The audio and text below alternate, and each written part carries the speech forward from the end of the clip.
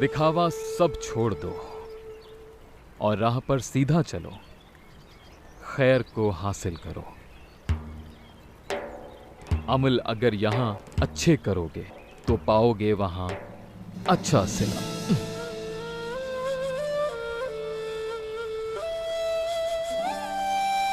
तुम मेरी बात शायद न मानो, मगर वहां जाकर देख लोगे। दिल में था जो कुछ बुरा, वो तुमसे दूर कर दिया गया।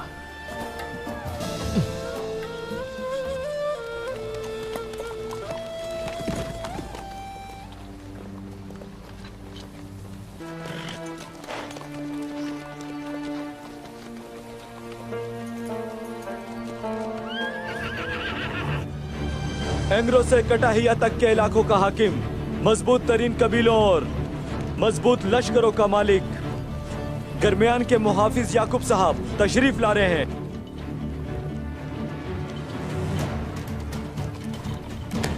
अस्सलाम वालेकुम। वालेकुम अस्सलाम।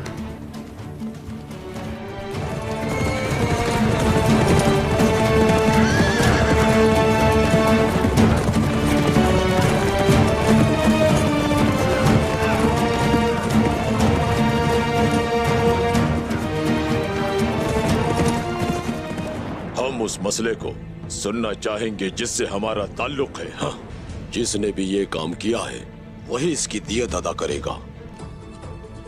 आपके दिमाग में ये ख्याल कैसे आया? ऐसे सरदार से इत्तेहाद जो सुल्तान की हुकूमत के खिलाफ है और जिसने मसूद को अगवा किया, हम माफी नहीं देंगे।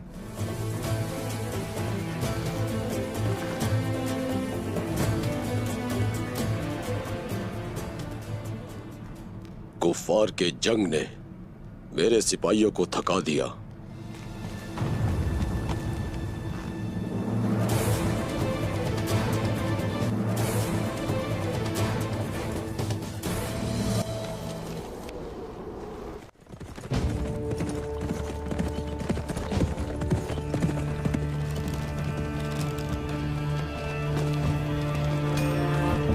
दरवाजा खोलो।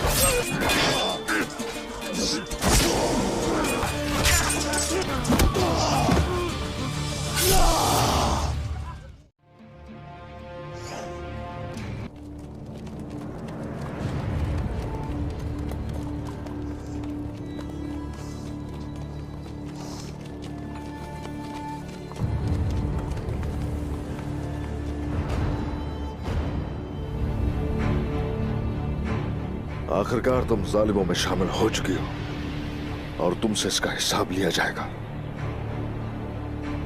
और जिन्हें तुमसे ज्यादा हिसाब का सामना होगा वो वही हैं जो तुम्हारे जुल्म के सामने खामोश रहे और तुम्हारे पीछे खड़े रहे।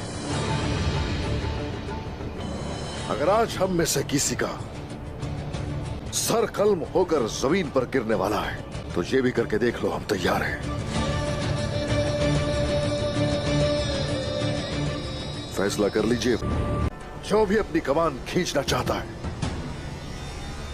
जो भी अपना तीर निशाने तक पहुंचाना चाहता है, चलो, हमारे दिल तैयार हैं। अगर तुमने हमें बाहिफाजत यहां से वापस जाने ना दिया तो उस वक्त देखेंगे कि किसे शहादत की ख्वाहिश है और कौन मौत से खौफजदा। हमारे अंदर बहुत हिम्मत है। क्या तुम में इतनी हिम्मत है? बताओ जरा। और ये भी बताओ जरा, शहादत की ख्वाहिश में कोई शुबा देखा तुम लोगों ने तो बताओ मुझे। देखो अपने सामने, देखो मेरे बहादुर सिपाही जो मौत से नहीं डरते, देखो उनकी आंखों में। अब देखो जरा, ताकि तुम्हें अपनी मौत याद आ सके, वो मफादात जो तुम सबको इकट्ठा करते हैं।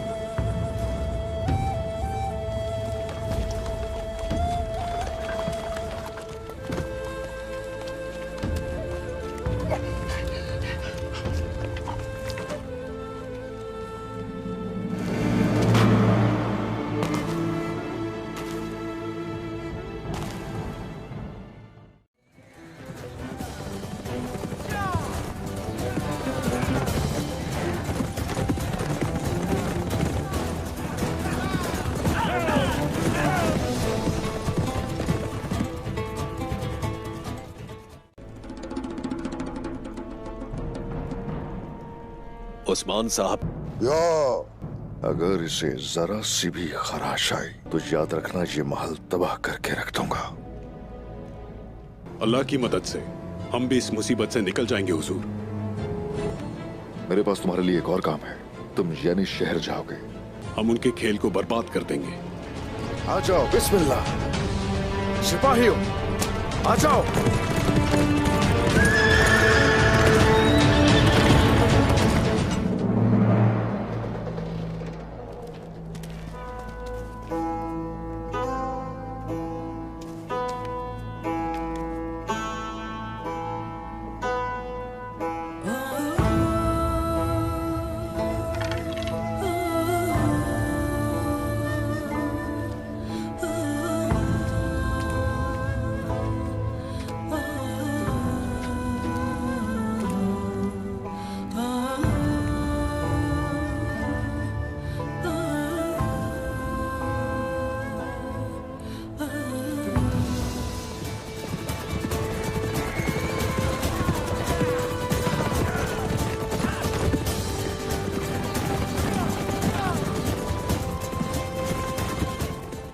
अस्सलाम वालेकुम नाज़रीन, कुल उस्मान सीरीज़ के सीज़न 5 की किस्त नंबर 1 के लास्ट पार्ट में हम आपको खुशामदीद कहते हैं और उम्मीद है कि पिछले पार्ट की तरह आप लोग इस पार्ट पर भी बहुत ज़्यादा अपना प्यार दिखाएंगे।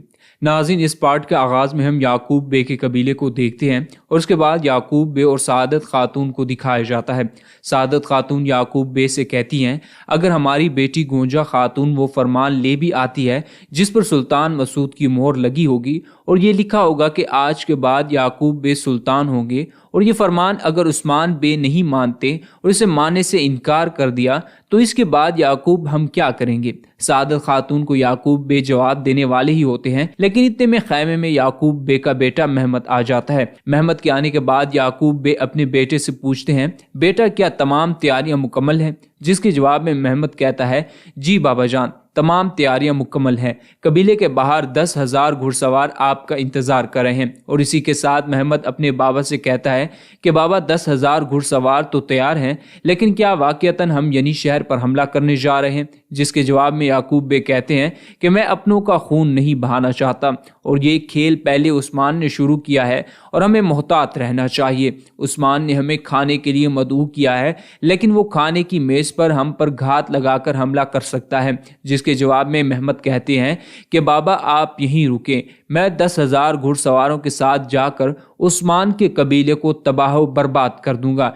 याकूब बे कहते हैं, नहीं बेटा, अभी नहीं, जब मैं यनी शहर जा रहा हूं तो मेरे साथ तमाम सरदारान भी मौजूद होंगे। अब मुझे तो सामने आना ही होगा, खास उस वक्त जब मैंने सुल्तान होने का दावा कर दिया है। मेरे बेटे, تم فکر مت کرو، میں ہر چیز کے لیے تیار ہوں۔ اس کے بعد سعادت خاتون اپنے بیٹے سے کہتی ہے، میرے بیٹے ہمیں تم پر یقین ہے اور تم جیسے بہادر کے ماتحت 10,000 گھڑ سوار ہیں، بس ہمارے لیے یہی کافی ہے، اور ہم عثمان کی میز پر ضرور جائیں گے اور اس کی آنکھوں میں دیکھیں گے کہ آخرکار اس کی آنکھوں میں ہمارے لیے دشمنی ہے یا دوستی۔ اس کے بعد یعقوب اپنے بیٹے سے کہتے ہیں، اگر عثمان نے کوئی ایسی ویسی حرکت کرنے کی کوشش کی تو تم 10,000 سپاہیوں کے ساتھ ینی شہر پر حملہ کر دینا۔ جس کے جواب میں محمد بے کہتے ہیں، بابا جان آپ بے فکر ہو جائیں، ان کا آپ پر چلایا ہوا تیر میں کبھی نہیں بھول سکتا۔ اگر اس بار بھی انہوں نے کوئی ایسی ویسی حرکت کرنے کی کوشش کی تو میں 10,000 گھڑ سواروں کے ساتھ عثمان کے ینی شہر کو تباہ و برباد کر دوں گا، اور اس کے ساتھ ساتھ تمام لوگ ینی شہر کی طرف روانہ ہو جاتے ہیں۔ ناظرین، منظر تبدیل کر کے ہمیں ینی شہر کا منظر دکھایا جاتا ہے جہاں عثمان اور ملعون خاتون موجود ہوتی ہیں۔ عثمان صاحب ملعون خاتون سے کہتے ہیں، مجھے اور ارحان کو گھات میں پھنسانے والوں نے علاؤالدین کو بھی گھات میں پھنسا لیا ہے۔ جس کے جواب میں ملعون خاتون عثمان بے سے کہتی ہیں کہ میں اور انتظار نہیں کر سکتی، علاؤالدین بے کب واپس آئیں گے؟ جس کے جواب میں عثمان صاحب ملعون خاتون سے کہتے ہیں کہ ملعون تم نے بالکل فکر نہیں کرنی، میرا بیٹا علاؤالدین بہت بہادر ہے، وہ ہر قسم کے خطروں سے واقف ہوگا اور اسے معلوم ہوگا کہ اسے کیا کرنا ہے۔ اگر وہ علاؤالدین بے پر حملہ بھی کر دیتے ہیں تو علاؤالدین اپنے تیز دماغ کے ساتھ کوئی نہ کوئی حل ضرور نکالے گا۔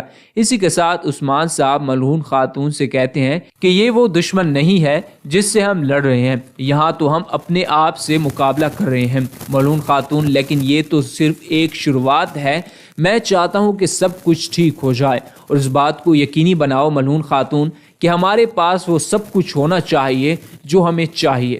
جس کے جواب میں ملعون خاتون عثمان صاحب سے کہتی ہیں کہ شربت اور کھانا تو بالکل تیار ہے، لیکن آپ کا مطلب کچھ اور ہی ہے، اور وہ میں سمجھ رہی ہوں، آپ فکر نہ کریں، انشاءاللہ ہم سرائے میں بھی تدبیر اختیار کریں گے۔ اس کے ساتھ عثمان صاحب ملعون خاتون سے کہتے ہیں کہ آج کوہنور ریمونوس کو لے آئے گا اور سب کچھ ہمارے سامنے واضح ہو جائے گا کہ کون ہمارا دشمن ہے اور کون ہمارا دوست۔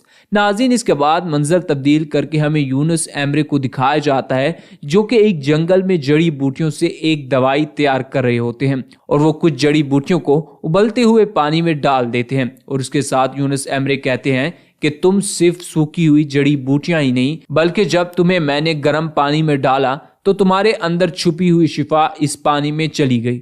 ناظرین، اس کے ساتھ ہم دیکھتے ہیں کہ بالا خاتون اپنی خادماؤں اور سپاہیوں کے ساتھ اسی راستے سے گزر رہی تھی جہاں پر یونس ایمرے وہی دوائی تیار کر رہے تھے۔ اس کے ساتھ یونس ایمرے کہتے ہیں، یہ دوائی اس کے لیے تیار کی جا رہی ہے جو اس کی تلاش میں بھٹک رہا ہے۔ ناظرین، جب بالا خاتون اپنی خادماؤں اور سپاہیوں کے ساتھ یونس ایمرے کے قریب آتی ہے تو یونس ایمرے بالا خاتون سے کہتا ہے، آئیں بالا خاتون آئیں، آج آپ اس فقیر کی میز پر تھوڑا سا رزق کھا لے۔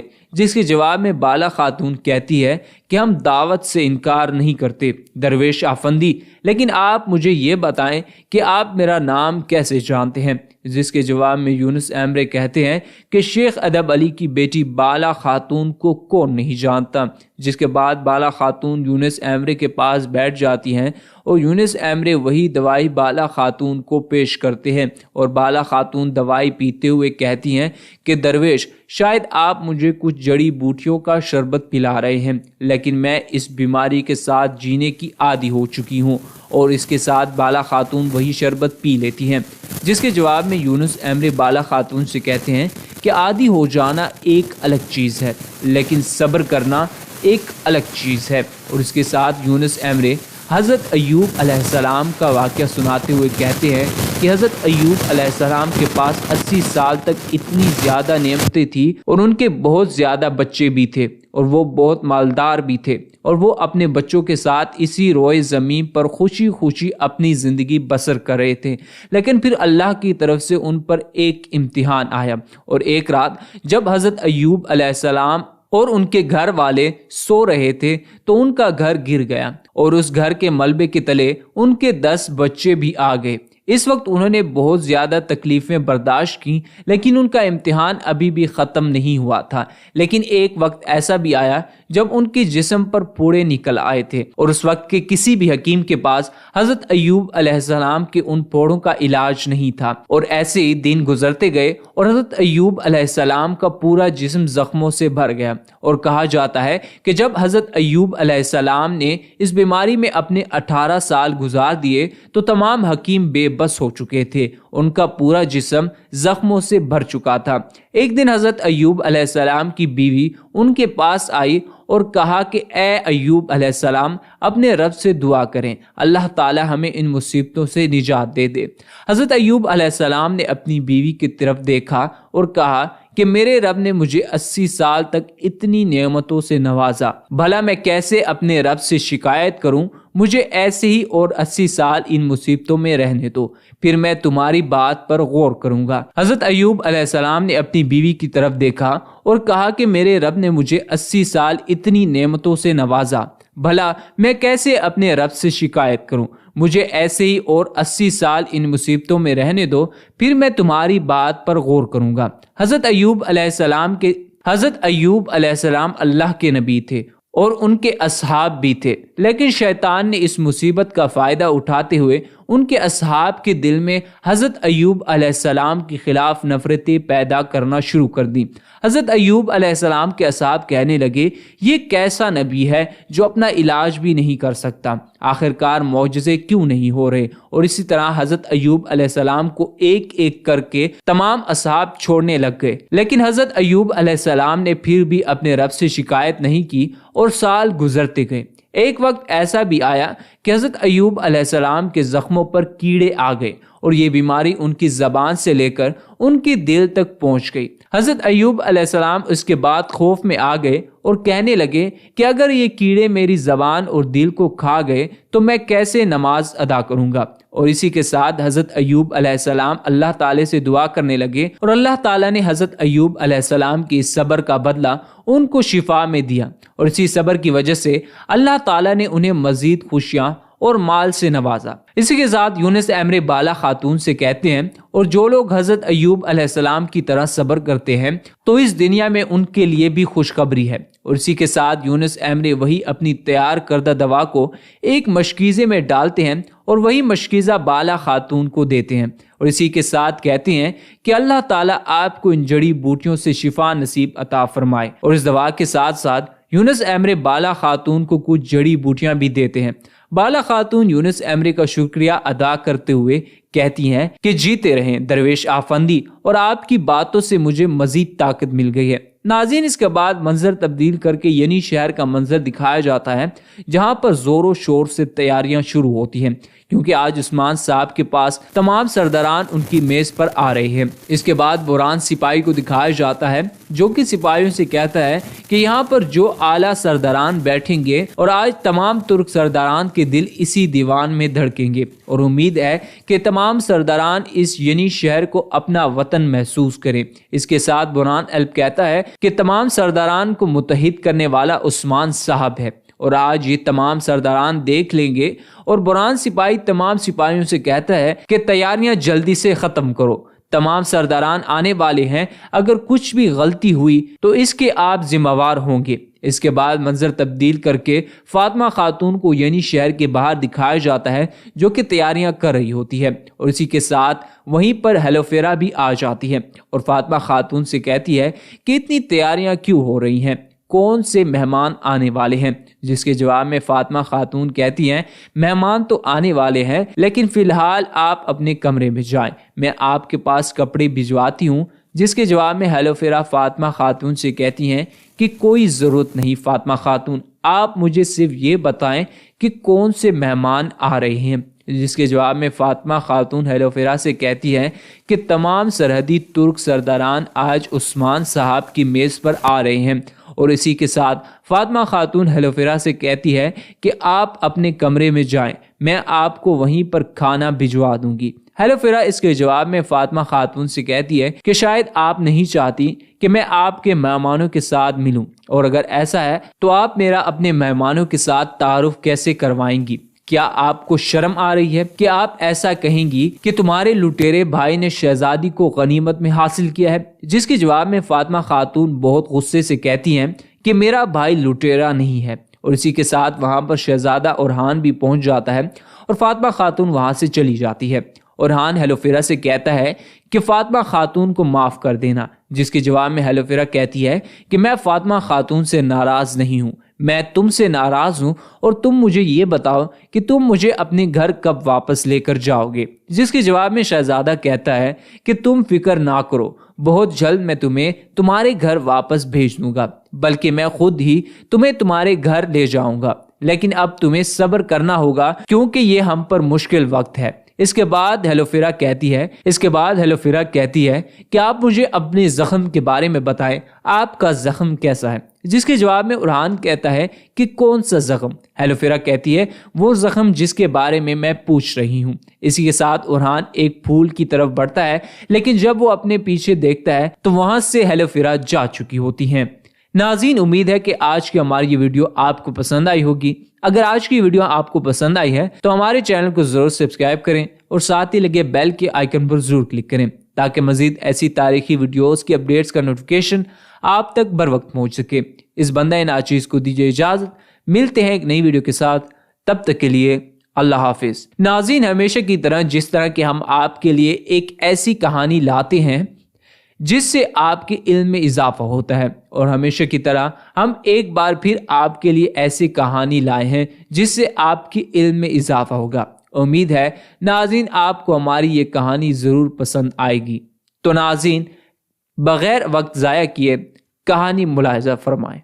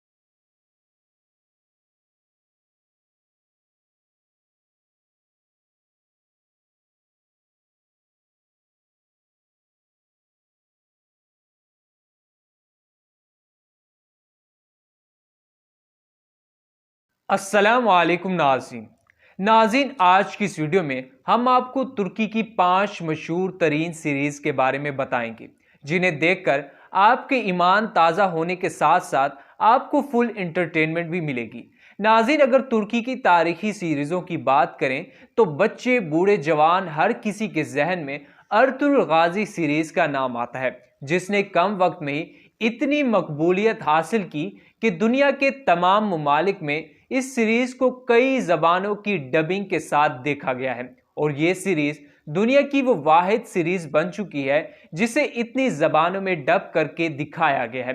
اور آج کی اس ویڈیو میں ہم آپ کو جن 5 ترکی کی تاریخی سیریزوں کے بارے میں بتانے والے ہیں، امید ہے کہ ان کے نام سن کر آپ ان تاریخی سیریزوں کو ضرور دیکھنا پسند کریں گے۔ آغاز کرتا ہوں اللہ کے نام سے جس نے ہمارے دلوں کو ایمان کے نور سے منور کیا اور حضرت محمد مصطفیٰ صلی اللہ علیہ وآلہ وسلم کا امتی بنایا۔ ویڈیو شروع کرنے سے پہلے تمام پیارے ناظرین سے گزارش ہے کہ ایک مرتبہ حضرت محمد مصطفیٰ صلی اللہ علیہ وآلہ وسلم پر درود مبارکہ پڑھ لیجئے۔ ناظرین، بغیر آپ کا وقت ضائع کیے ہم آپ کو بتاتے چلیں کہ 5ویں نمبر پر ترکی کی مشہور ترین سیریز یونس ایمرے ہے، اور اس سیریز کے ڈائریکٹر بوزداغ صاحب ہیں۔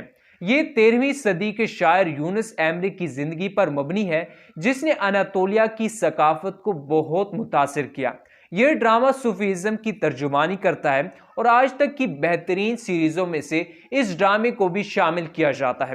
اگر آپ اس ڈرامے کو اردو ڈبنگ کے ساتھ دیکھنا چاہتے ہیں تو آپ کو یہ ڈرامہ پی ٹی وی پر اردو ڈبنگ کے ساتھ مل جائے گا۔